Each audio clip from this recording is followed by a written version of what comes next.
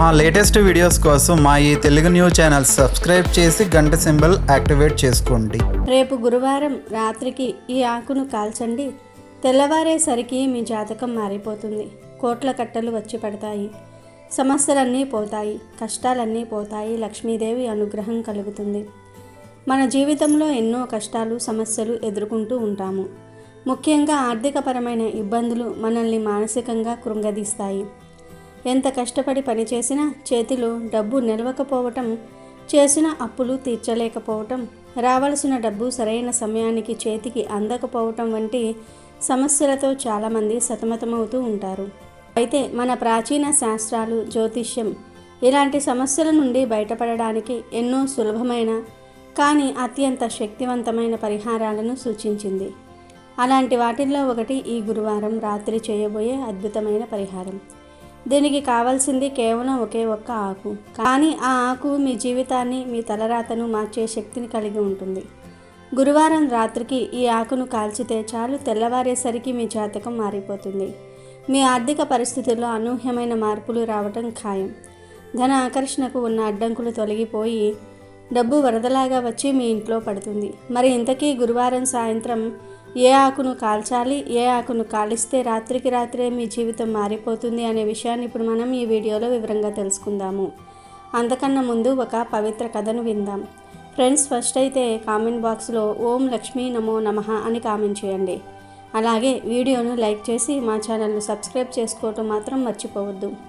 అనగనగా ఒక ఊళ్ళో శివయ్య అని ఒక పేద బ్రాహ్మణుడు ఉండేవాడు. ఆయనకు భార్య, 2 చిన్న పిల్లలు ఉన్నారు. బాగా చదువుతున్నవాడే అయినా చేయడానికి ఏ పని దొరకలేదు. చేతిలో డబ్బులు లేవు. పిల్లల ఆకలి చూడలేక డబ్బు సంపాదించటం కోసం పక్క ఊరికి బయలుదేరాడు శివయ్య. దారిలో ఒక పెద్ద అడవి వచ్చింది. నడిచి నడిచి బాగా అలసిపోయాడు. మధ్యాహ్నం ఎండకు గొంతెండిపోయింది. మంచినీళ్ల కోసం చూస్తూ ఉండగా దారి పక్కన ఒక పాత బావి కనిపించింది. అమ్మయ్య, దేవుడు కరుణించాడు అనుకుని ఆశగా ఆ బావి దగ్గరకు వెళ్ళి లోపలికి తొంగి చూశాడు. బావి లోపల దృశ్యం చూసి శివయ్యకు గుండె ఆగినంత పనైంది. లోపల ఒక సింహం, ఒక కోతి, ఒక త్రాచుపాము, వాళ్లతో పాటు ఒక మనిషి కూడా పడిపోయి ఉన్నారు. పైన మనిషిని చూడగానే బావిలో ఉన్న సింహం దీనంగా, ఓ పుణ్యాత్ముడా, నువ్వు సరైన సమయానికి వచ్చావు. దయచేసి నన్ను ఈ బావిలో నుంచి బయటకు తీయి.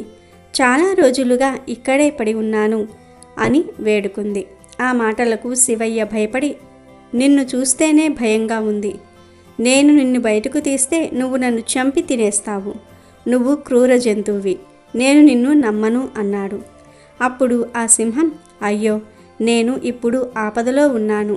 నన్ను కాపాడిన నిన్ను నేనెందుకు చంపుతాను? నా మీద నమ్మకముంచు, భయపడకు అని బ్రతిమిలాడింది. దాని కళ్ళల్లోని బాధను చూసి శివయ్యకు జాలి కలిగింది.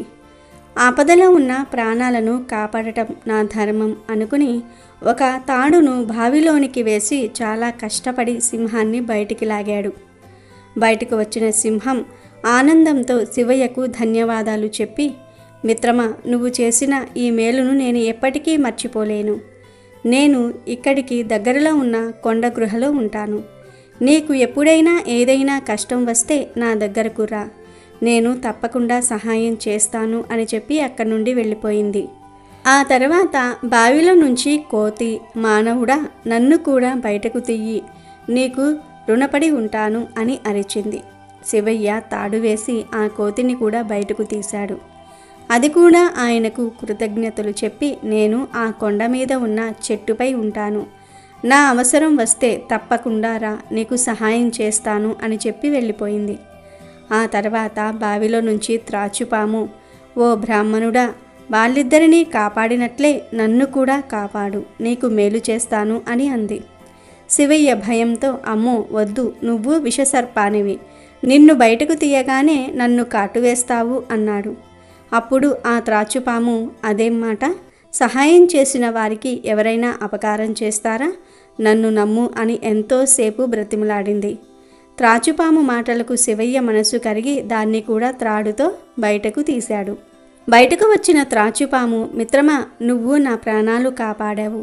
నీకు ఎలాంటి ఆపద వచ్చినా నన్ను మనసులో తలుచుకో, నేను వెంటనే వచ్చి నిన్ను కాపాడుతాను అని మాట ఇచ్చి వెళ్ళింది.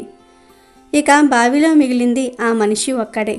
అతను అయ్యా నన్ను కూడా బయటకు తీయండి అని అరిచాడు.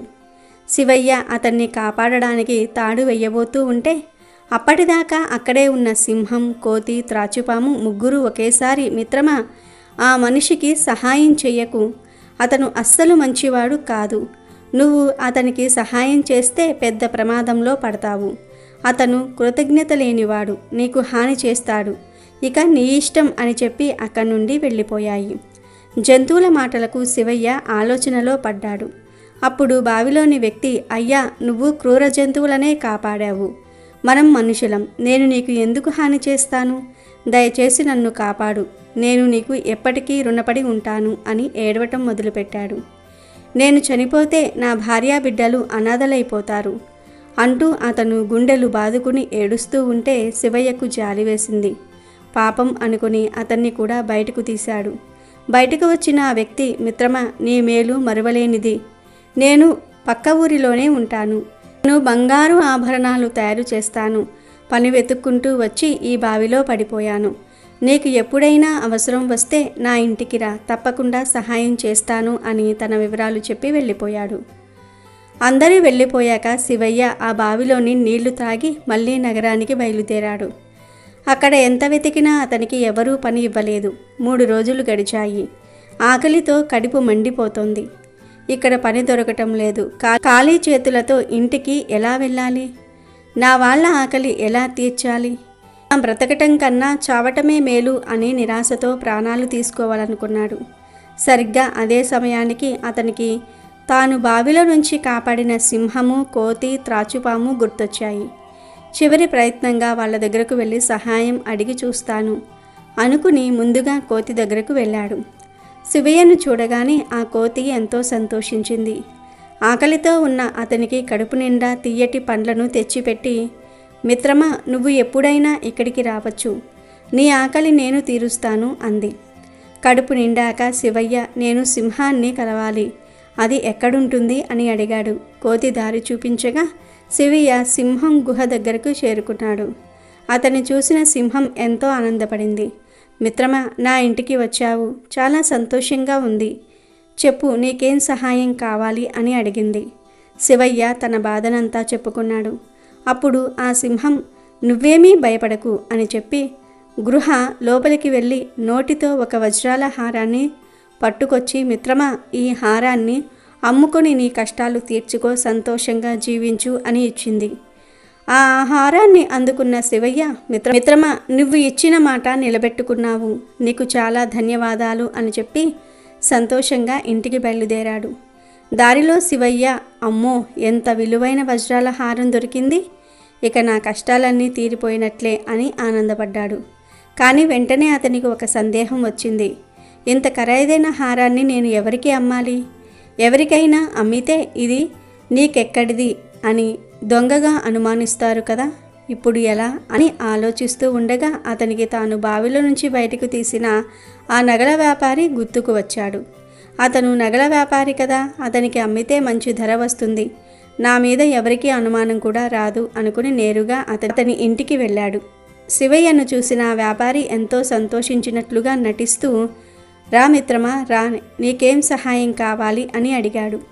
శివయ్య తన దగ్గరున్న వజ్రాల హారాన్ని చూపించి, మిత్రమా దీన్ని మంచి ధరకు అమ్మి పెట్టాలి అని అడిగాడు. ఆ హారాన్ని చూడగానే వ్యాపారి కళ్ళు దురాశతో మెరిసిపోయాయి.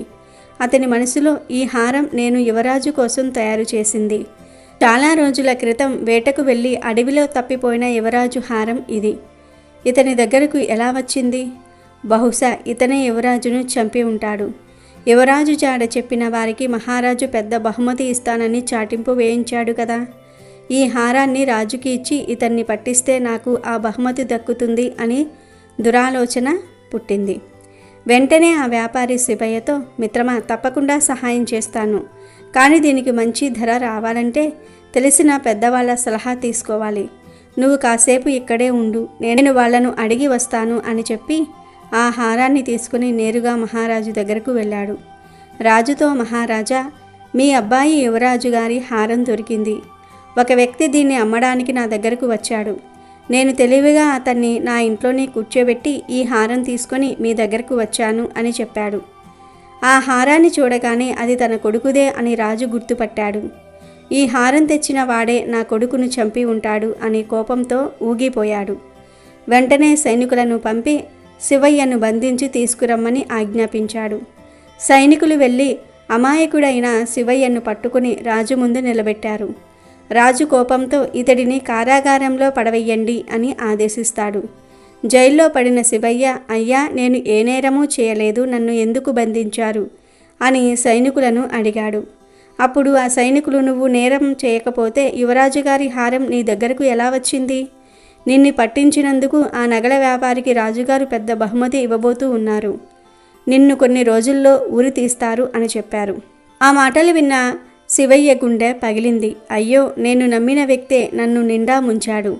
ఇప్పుడు నన్ను ఎవరు కాపాడుతారు? నేను చచ్చిపోతే నా భార్య బిడ్డలు ఏమైపోతారు అని ఏడుస్తూ ఉండగా అతనికి తాను కాపాడిన త్రాచుపాము మాటలు గుర్తుకు వచ్చాయి. వెంటనే మనసులోనే ఆ త్రాచుపామును తలుచుకున్నాడు. వెంటనే ఆ త్రాచుపాము అతని ముందు ప్రత్యక్షమై, మిత్రమా, ఏం జరిగింది? ఎందుకు పిలిచావు అని అడిగింది. శివయ్య జరిగిన కథంతా చెప్పి, మిత్రమా, నువ్వే నన్ను ఆ ఆపద నుండి కాపాడాలి. మాట ఇచ్చావు కదా, ఇప్పుడు నా ప్రాణాలకే ప్రమాదం వచ్చింది అని వేడుకున్నాడు. అప్పుడు ఆ త్రాచుపాము, మిత్రమే, నేను నీకు ముందే చెప్పాను ఆ మనిషిని నమ్మవద్దు అని. నువ్వు వినలేదు. సరే, ఇకపై గుర్తుపెట్టుకో, జీవితంలో ముగ్గురిని ఎప్పుడూ నమ్మకూడదు. మొదటి రకం, డబ్బు మీద విపరీతమైన ఆశ. అత్యాశ ఉన్న వాళ్ళని జీవితంలో ఎప్పుడూ నమ్మకూడదు. డబ్బు అవసరం అందరికీ ఉంటుంది, కానీ కొందరు డబ్బే ప్రాణం, డబ్బే లోకం అన్నట్టుగా ఉంటారు. వాళ్ళకు మానవ సంబంధాల కంటే ధనమే గొప్పది. అలాంటి వాళ్ళు మనతో స్నేహంగా ఉన్నట్లు నటిస్తారు, కష్ట సుఖాల్లో పాలు పంచుకుంటున్నట్లు కనిపిస్తారు. కానీ ఎక్కడైనా డబ్బుకు సంబంధించిన అవకాశం వస్తే వాళ్ళ నిజస్వరూపం బయటపడుతుంది. స్నేహం, నమ్మకం, ధర్మం వంటివి వాళ్లకు ఆ డబ్బు ముందు చాలా చిన్నవిగా కనిపిస్తాయి. అలాంటి వారు స్నేహితుడితో కలిసి వ్యాపారం చేస్తే అందులో వాటా కోసం మోసం చేయడానికి వెనుకాడరు.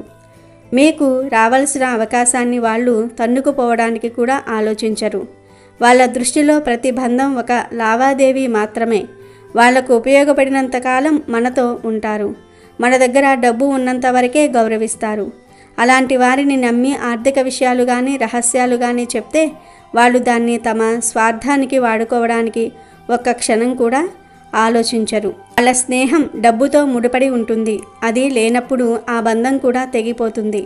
అందుకే డబ్బు పిచ్చి ఉన్న వాళ్ళను ఎప్పుడూ కూడా నమ్మకూడదు. వారికి దూరంగా ఉండటమే మనకు మనం చేసుకునే అతిపెద్ద మేలు. స్త్రీలైనా పురుషులైనా వారికి డబ్బు పిచ్చి ఉంటే వారిని అస్సలు నమ్మకూడదు. ఇక రెండవ రకం, చేసిన సహాయాన్ని వెంటనే మర్చిపోయేవారు. అలాగే పాత శత్రువులు కొత్తగా స్నేహితులుగా మారినవారు. కృతజ్ఞత అనేది మనిషికి ఉండాల్సిన ఒక గొప్ప లక్షణం. మనం ఒకరికి ఆపదలో సహాయం చేసినప్పుడు వాళ్ళు దాన్ని గుర్తుపెట్టుకోలేదంటే వాళ్లకు మన మీద గౌరవం లేనట్లే. అలాంటి వాళ్ళు అవసరం తీరిపోయాక మనల్ని పట్టించుకోరు.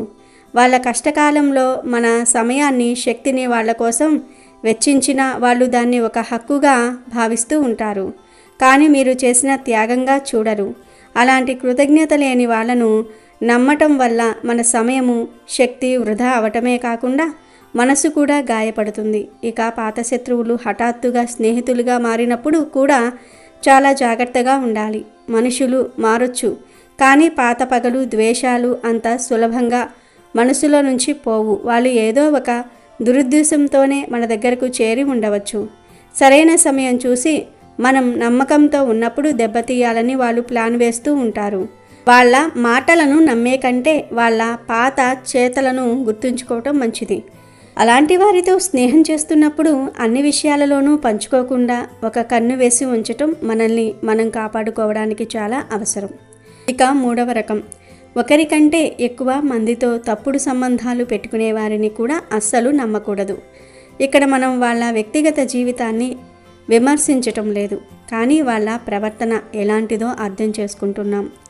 ఎవరైతే తమ భాగస్వామిని మోసం చేస్తూ ఎన్నో అబద్ధాలతో తమ జీవితాన్ని గడుపుతారో వాళ్లకు నిజాయితీ, నిబద్ధత అనే వాటిపై గౌరవం ఉండదు.